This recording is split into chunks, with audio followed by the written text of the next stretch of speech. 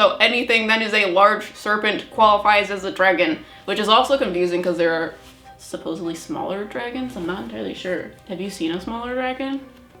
Doing these are really weird because they show up. Well, I haven't seen a smaller dragon, no, and Leviathan saying you wouldn't because they help us. What do you mean? It's like when... Are they a Fae being? Okay. Because I see one now, so I'm like, And it has like the little gold and it flitters like a dragonfly. Yes. Dragonfly. Hi, I'm Em. And I'm Liv, and we're your META PSYCKICKS. So today we're going to be talking about dragons. Are you excited? I'm excited. So if you guys don't know, we're doing a series on mythological beasts. So if you guys are interested in us covering a different mythological beast, please comment that below. However, today we're doing dragons. And if we have not done it already, we are planning on doing fairies as well. So it's a stressful good time. So we are psychic mediums, so we are going to go through all of the lore of what people believe dragons to be, and we are going to give you guys our perception of what they tell us. You should also understand that we're mental mediums, so we don't physically see them in front of us, unless you do. Em's clairvoyance is a little bit different than mine. My clairvoyance is 99.9% within my own mind's eye, and then a whiff of sometimes in front of me. Well, it's because I don't believe when I see things because I can make them up in my head. I don't understand how you get validation that what you're seeing isn't you making it up. Well, I don't just see things. I get other associated psychic stimuli in which so is that what indicates it? Yes. Because I can think the way that psychic information comes in for me as well. Because like Leviathan, who we're going to talk about, I don't only see him, but I can smell him, and I can also hear him, and I can feel him. So I get the feeling of the rumble inside of his chest. I can smell the atmosphere around him in which the existence or plane of existence he may reside in. It's quite smoky and thick. And I can also hear his chortle, as he liked to clarify it as. So not only am I getting it clairvoyantly, but there's always other associated information with it. Whereas if it's something just in my mind, I don't get physical feelings or sounds. Got you. Yeah, that's how I know it's not my imagination. Same thing with souls. Interesting. Did I just blow your mind? Is that the answer you've been looking for a while? Yes. Okay. Because I think you couldn't have told me it for the longest time. Because I've been asking you for a while. Yeah. And you just tell me weird things like, how does Harry Potter know that Voldemort is talking in his head? I know that many of you will want to fight. Some of you may even think that to fight is wise. But this is folly. Give me Harry Potter. And I'm like, because it sounds like Voldemort. Well, he also has physical experiences when Voldemort infiltrates his thoughts. Dude doesn't come out like, yeah, but you never told me that. He's like, oh my god, I'm dying. I literally feel like there's stones within my chest, like a bird. Got you. You know how they eat stones to grind things and whatever that part of a bird is called? Okay. I think it's a croup. Okay, so the first thing with dragons is, what is a dragon? So the word dragon, or drakon, actually means large serpent. And people usually view them as like these big, fearsome creatures. And in Eastern culture, they're actually like worshipped as these like benevolent, knowledgeable spirits.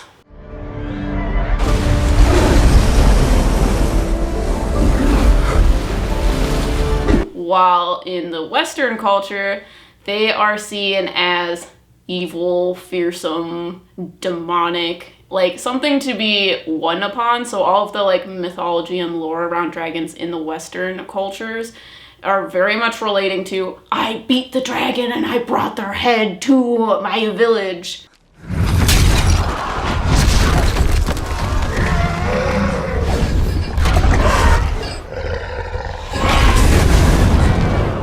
The Western cultures hated dragons. They're very hated in the Western cultures. Whereas in the Eastern cultures, like in Chinese culture, they are very much benevolent creatures and they are worshipped upon. They are actually like kings, like dragon kings that are in Chinese culture that are worshipped. I have one thing to say. Yes. I'm a snake. Wow. So in the Eastern cultures, they believed that dragons were like personified forces of nature. So there's a lot of like storm dragons and there's water dragons and there's fire dragons because they are literally the forces of nature.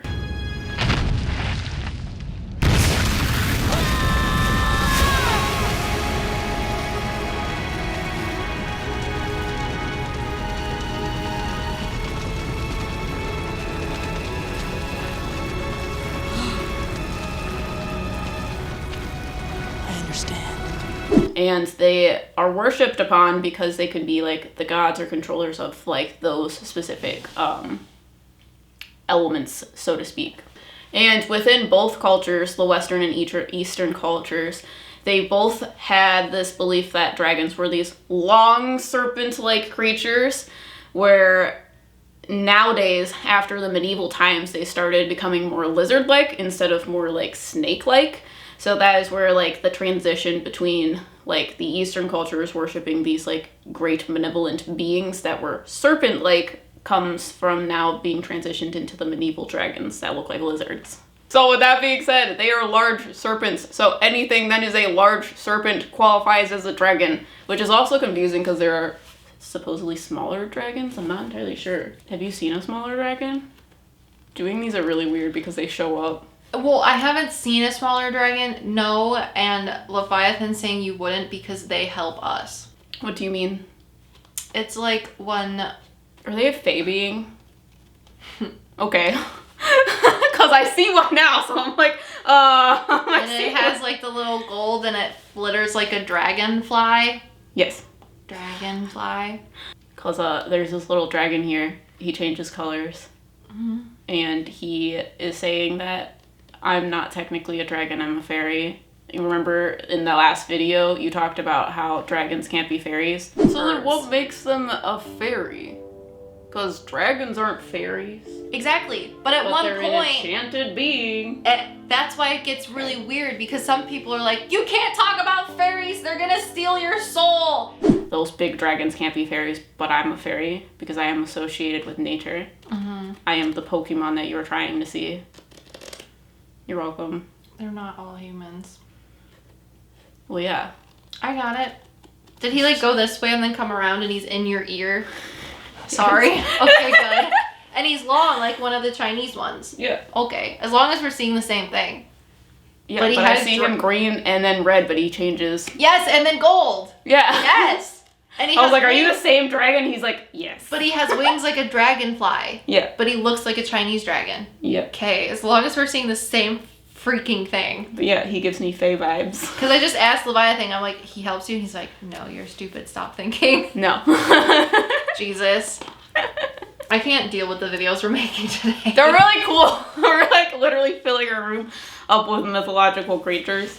But one of the things I wanted to talk about is like, can they actually exist within our physical existence on our planet? If dragons existed, they would have to be small enough to not be crushed by their own weight, and they would have to be small enough to like be able to consume the foods that are there.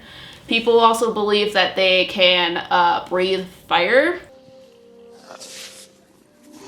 The web screen?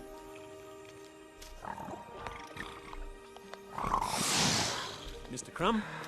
Which could definitely be a possibility within the physical realm, considering the fact that there are different types of beetles that can shoot, like, I don't know if it's acid or water, some sort of fluid out of their rear end that is, like, super, super hot. And it's basically a chemical reaction that is happening within the bugs when you have two different chemicals coming together. That's what they shoot out, and that's what makes it super, super hot. So it is plausible to say that a dragon could have a fire breath because they could do the same thing. They could essentially have like methane gas coming out of their mouth, and then all they need is like a spark. So if they ate like rocks or something, that would create a spark within their, you know, their stomach. So it'd be like lighting a fart necessarily.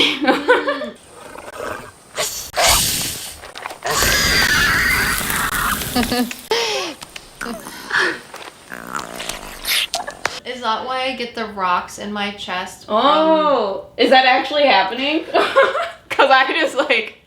Yeah, because birds... found that. Well, birds are supposed to be related to dinosaurs, correct? And lizards. They were the break-off between the two after whatever archaeological period. They eat rocks in order to digest the food that they have, but they have an actual like organ, I believe, and where the rocks sit, and they grind up the things that they eat so that their body can process it. So if you are a descendant of both birds and reptiles, you could eat rocks in order to not only digest your food but create sparks if you're able to expel methane gas, and your body supports. That is literally where I got the information ignition. from. Is from birds. So when I was doing this research, I immediately saw Leviathan, which appears to be this like blackish dragon. He's like very dark scales and his eyes glow. But Liv sees him as like a medieval dragon, which I also see him as, but he's apparently a sea serpent, so he would technically be neither. Wrong, right? Mm-hmm.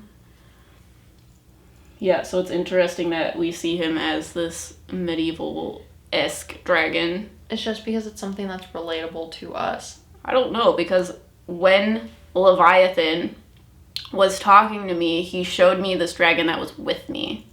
Which looks very different. Who is a long serpent-like being. He's like a dirty red color. But he's like very angular. He has a lot of spikes, and he is like a Chinese dragon. He's very long with shorter legs. Does he vibrate? Did I ask you that already? And when he does, you can hear it. It's like all the scales jingling together. Oh, you're talking about my red dragon too? Mm-hmm. He does the same thing. Yeah, he sounds like armor. Like when Because I can hear his voice, like the sounds that he makes, because he makes alligator sounds too, but they're different. And his are more airy. Yeah. Mm-hmm. And he also himself makes a sound. There's some sort of animal, I think it's like a beetle or something, and they shake their thorax up against their wings or something, and it makes this like chittering noise. That's what it sounds like. Yeah, because one of the other things that I found of dragons being able to exist is that there are specific insects that have like heat resistant tendencies. So there is a possibility that a dragon would also have like these really thick scales that would be heat retardant.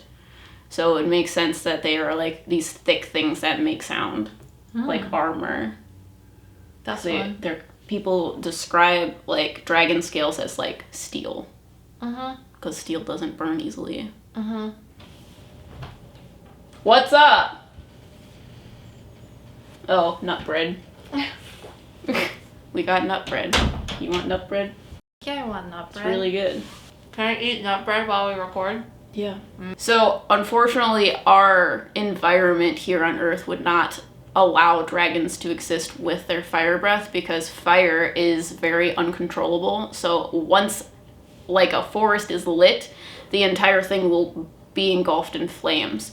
So, that is unfortunate for something that needs to eat so much because the things that are going to die within that fire are their prey animals. So, if they were to exist, they would have to be very small if they were to exist on Earth. However, if they existed on other planets, I feel like the planet would have to be big with lesser gravity. Planets make me think of aliens, and aliens make me uncomfortable. You're talking to a Fae Dragon.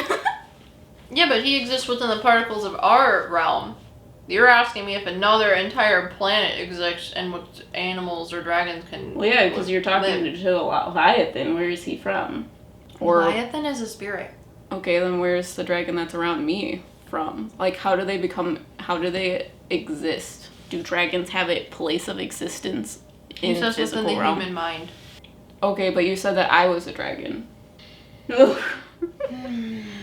So, we are twin flames, so check out that video. But one of the past lives that I had was as a dragon, and Liv was a cloud, which I find interesting because dragons were believed to be the rulers of the sky. So it would make sense that you would be a cloud. So that's why I'm like, there has to be a place in which we were. But if we're getting into like realms and dimensions, if the small dragons are like fairies, or within the Fae realm, then the bigger dragons could also be within their own plane of existence. Okay. And he's showing me that the plane of existence in which they were created were from the human conscious. Remember the video that we talk about of dreams? Okay, but how was I a dragon in my past life? But now I'm not a dragon. Okay, so the last rambly bit that you just saw, Liv was trying to explain dragons to me for about 30 minutes, and I was not getting it. And it was really confusing, so we're here today to give you a more, I don't know. Thoughtful, introspective understanding of what I was rambling about with hand gestures like an Italian and poorly drawn pictures, because I am a child with the artistic ability of a 3-year-old. Probably less than a 3-year-old. Okay, so I don't know where I'm just going to put this in, but we were talking about how I know you said that dragons can't exist within our physical world, so how is it that people were able to create them? Right? Yeah. I was asking you where the idea of dragons came from. Yeah. To which I tried to make you talk to the first dragon, and I was like, I can't talk to the first dragon, it's making my ears ring. There had to be a dragon that existed before people manifesting dragons, right? Like, the way we got the idea of dragons is from a dragon. No, because that's the information I'm blocking out, because my ears are ringing now. I don't think so, but that doesn't make sense. Is there like a really big dragon that's trying to talk to me? And it's this like high pitch energy of like this very light blue color. Yes. And you start explaining to me that this dragon that I'm talking to is not a dragon, it is a realm of existence. Yes, but I also want to tell you, so that it makes you feel better, that yes. he was, or the realm of existence was showing you as a dragon. Yes. Because it was contextually consistent. Yes. Okay, however, this thing that was making itself look like a dragon to M explained to me that I am not just a dragon, I am all things that human consciousness and spirituality can create. I am not a thing, I am a place. Yeah. Yes. And so, a realm of existence called the creative consciousness. So the reason dragons were able to exist spiritually is because humans dreamt of them. They created them within their creative conscious plane. So, our conscious realm of existence would be in the physical realm. So when you're awake and walking around, you are consciously experiencing the physical realm. Mm-hmm. However, we are physical beings with spiritual souls. And that spiritual soul is where we experience like the subconscious realm or the dream realm or this creative plane that we are now talking about. So in that idea, when we go to this creative plane or this creative conscious, we have the ability as spiritual beings to create ideas or thoughts into existence. So if you think about, we talked about fairies last week. Fairies are born from the nature spirits. It is in the same manner that we created dragons. So the nature spirits are the creators of the physical realm. They are the things that literally make up what you see consciously. So us as spiritual beings, the reason why we exist within the physical realm is because of our physical body. There was energy put into our physical body, and then we put our spirit within the physical body that we're in. So our creative conscious, it is the collective of our spiritual souls that are put together to create things like dragons. So a lot of energy, it goes into creating something as solid as a dragon, and that would mean that a lot of different souls or people would have to agree or have thought up the same thing in order for a dragon to then become its own spiritual being, which is why dragons have the ability to exist within the creative plane, because that is where they are born from. They are born from human consciousness as our spiritual beings. So they can't necessarily exist in the physical realm until there is energy put into them existing. However, right now, they cannot exist within the physical realm, but exist in this creative plane as a spiritual being. Does that make sense? Yes. Yeah, so the thing that like explains it the best, I feel like, is when you talk about the wheel. So the creation of the wheel, someone had to think up the creation of the wheel. So someone's thought was in the creative plane. It existed spiritually until we were able to create it in the physical realm. So our energy had to be put into physicality in order to make this thought in the creative plane exist in the physical realm. Yes.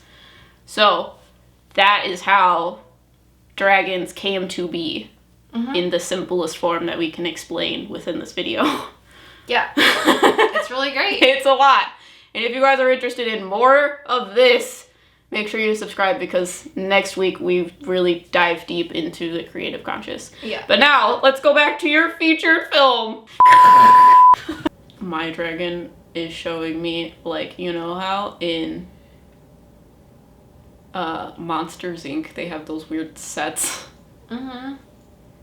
And they, like, fly around and, like, it's stored places, like doors to things.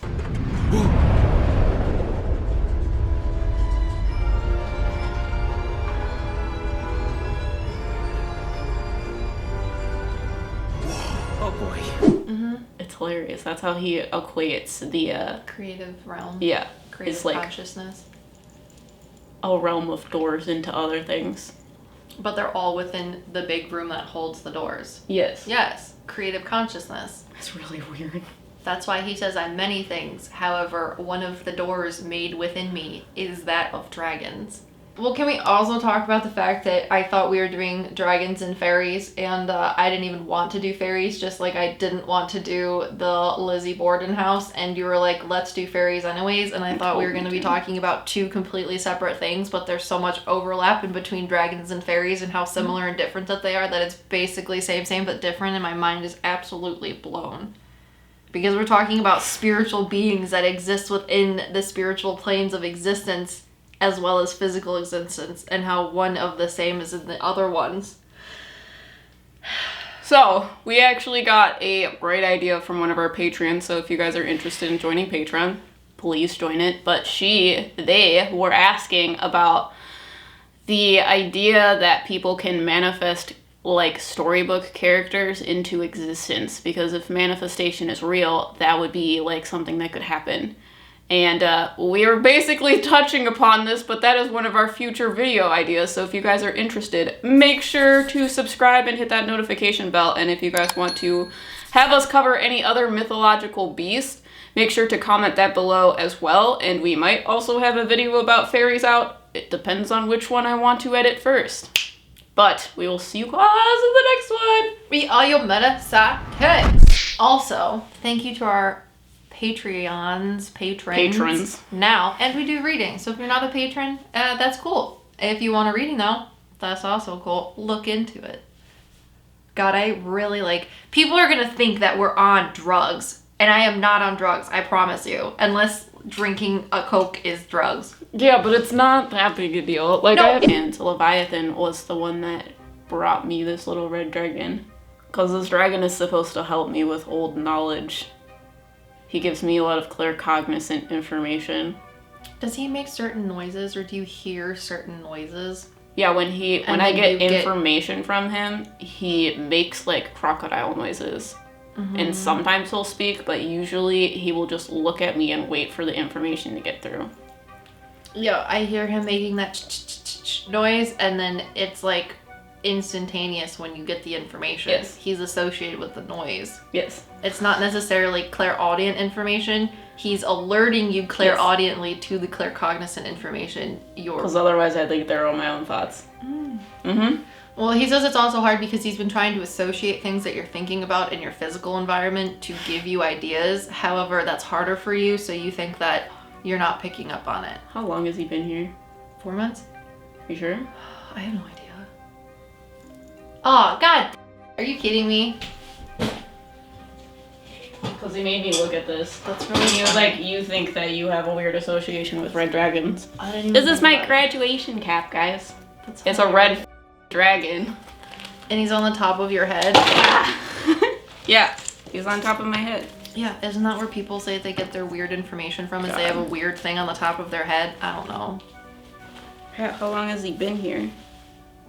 There you go. Well, I made this. Okay, but you also have to understand that your spirit guides are always there. Just because But you is don't he a know about spirit them guide now.